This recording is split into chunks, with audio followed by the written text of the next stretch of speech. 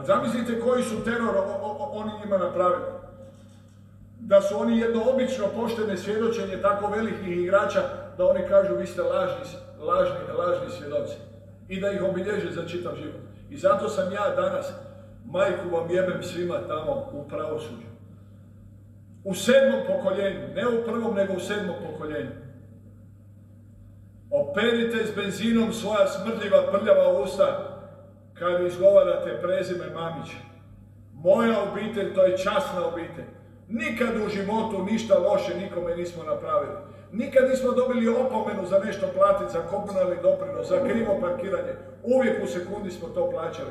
Napravili ste od jedne čestite, poštene hrvatske obitelji, napravili ste najveći progon u modernoj Hrvatskoj. Sram vas bilo, žgadio jedne hulje mučke koje se skrivate iza funkcije koje ste dobili politički, jer sigurno pameću i sposobnostu niste to zaslužili. Kad ste me viđali u Zagrebu, ponašali ste se prema meni klošari kao da sam hodajući Bog. Htjeli ste me dodirnuti, htjeli ste biti u mom društvu, htjeli ste pit s menom, smećar jedna.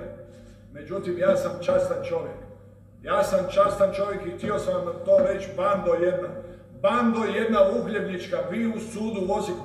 Vi da sudite meni i Mamićima, mater vam jebem korumpiranu, bezobraznu, lopovsku. I tebi Barkiću, i tebi Krahulec koji nisi bio u procesu mom, i tebi Ninoslavu Ljubojeviću koji si mi potvrđivao optužnicu, a ja sam u toj istoj sudnici gdje sam presuđen dogovarao s tobom đubre jedno podjelu transfera između tebe i Dinama, a ti si zastupao interese svog sina kao predsjednik suda u Osijeku, a onda si mi za isti slučaj potvrđivao optužnicu, mater vam jebem šugavu i bezobraznu. Ispričavam